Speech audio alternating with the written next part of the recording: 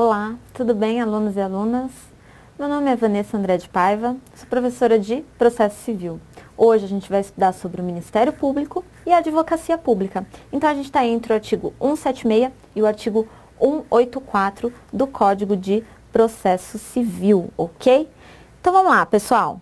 Começando já, falando aí sobre o Ministério Público. Diz aí o artigo 176 que o Ministério Público, ele atuará na defesa da ordem jurídica, do regime democrático e dos interesses e direitos sociais e individuais indisponíveis. Aqui, a gente vai grifar o quê, gente? Que é importante a gente saber. Que ele vai atuar na defesa da ordem jurídica. Então, aqui são algumas classificações, algumas peculiaridades do Ministério Público.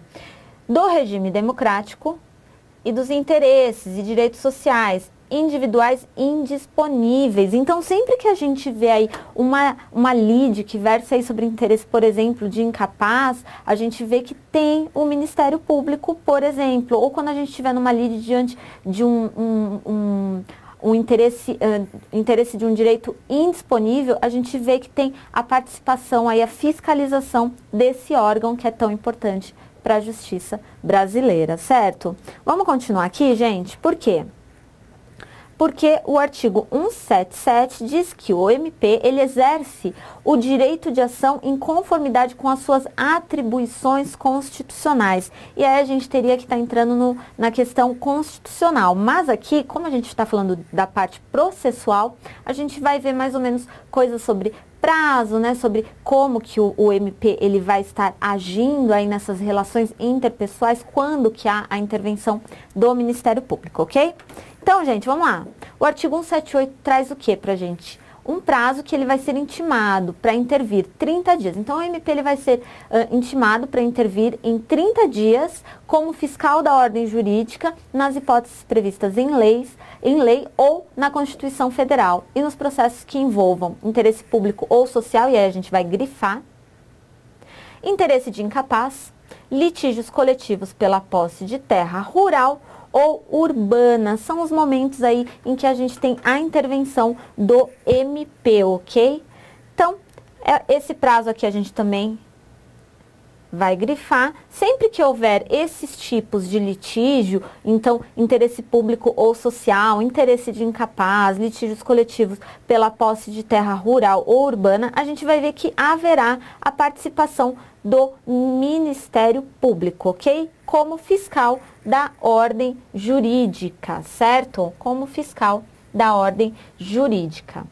Pessoal, outra coisa que é importante aqui a gente salientar é o parágrafo único, que diz aí que a participação da Fazenda Pública não configura por si só hipótese de intervenção do Ministério Público, ok?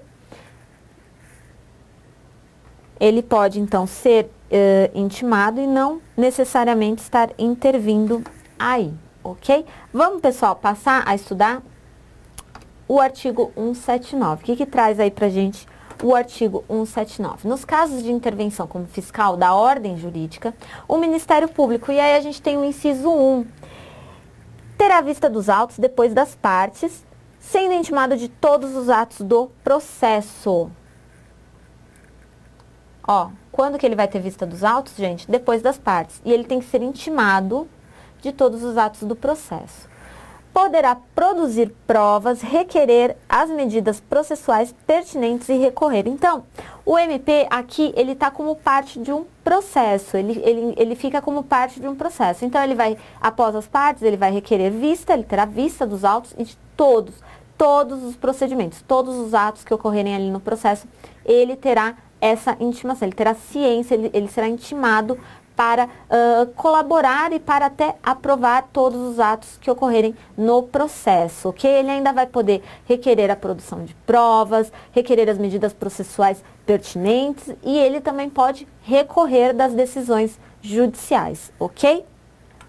Vamos continuar aqui, gente?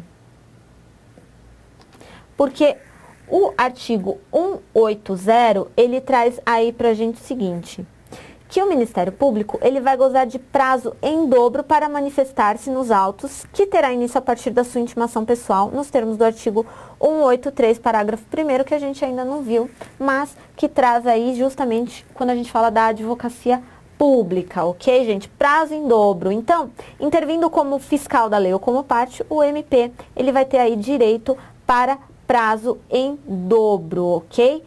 Gente, quando que o MP, aliás, não tem o prazo em dobro? O MP não tem prazo em dobro nas exceções em lei que trazem prazo próprio. Então, por exemplo, quando a gente falar de uma execução fiscal contra a Fazenda Pública, o prazo é próprio, prazo de 30 dias para opor embargos à execução. Isso é um prazo próprio do MP, não serão 30 mais 30, é 30 dias, ok? Mas os atos processuais, para a prática dos atos processuais, segundo o artigo 180, o MP tem prazo em dobro, ok? Prazo em dobro. Só vai se excetuar quando houver um prazo próprio para o Ministério Público, ok? Parágrafo 1º diz o quê, gente? Vamos lá, continuando aqui.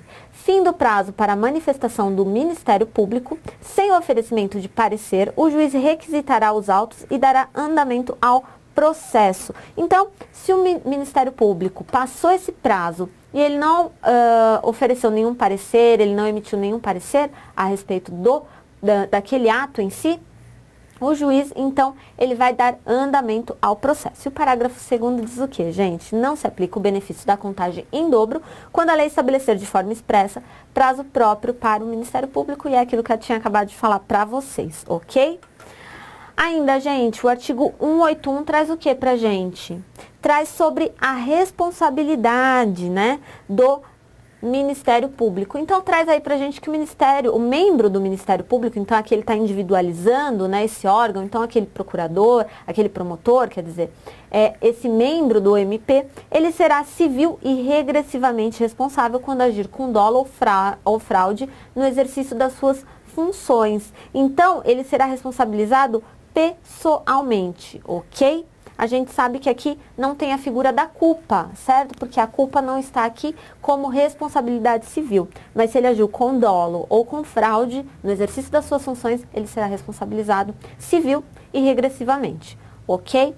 Vamos passar a estudar agora um pouquinho sobre a advocacia pública? Porque a advocacia pública está aqui no artigo 182, que traz aí pra gente, incumbe a advocacia pública, na forma da lei, defender e promover os interesses públicos da União, dos Estados, do Distrito Federal e dos municípios, por meio da representação judicial. Ou seja, gente, quando a gente estiver falando da União, a gente está falando do Procurador-Geral da União. Quando a gente estiver falando dos Estados, dos procuradores estaduais. Quando a gente estiver falando do município, do Procurador Municipal, ok? Por meio de representação judicial, que é essa que eu acabei de passar para vocês, em todos os âmbitos federativos das pessoas jurídicas de direito público que integram a administração direta e indireta, ok? O que traz aí o artigo 183? Que a União, o Distrito Federal, os municípios e as suas respectivas autarquias e fundações de direito público gozarão de prazo em dobro para todas as suas manifestações. É a mesma coisa aqui do que o MP. Processuais, cuja contagem terá início a partir da intimação pessoal, tá?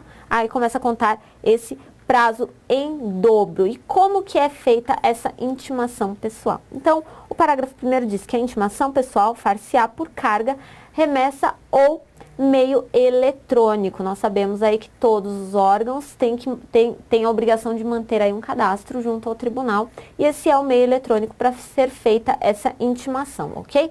Parágrafo 2º diz que não se aplica o benefício da contagem em dobro quando a lei estabelecer de forma expressa prazo próprio para o ente público. Então, para determinado ente público, o prazo é X, a lei estabeleceu de forma expressa, então não conta em dobro, ok? Então, vamos dar uma grifada aqui, ó.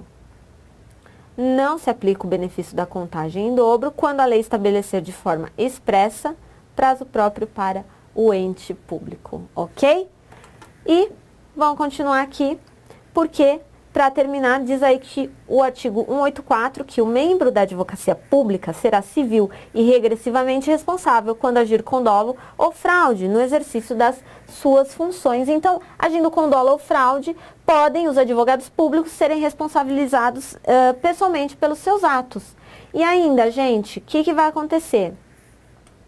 O Estado, ele pode também ingressar com uma ação de regresso em face aí a esse funcionário, essa pessoa que praticou aí esse ato com dolo ou fraude, ok? Então, diz aí que esse membro da advocacia pública, ele pode ser responsabilizado, tanto civil quanto regressivamente, ok? É o que vai dar ensejo aí a uma ação de regresso do ente contra esse membro específico, ok? Esse representante judicial desses entes em questão, ok?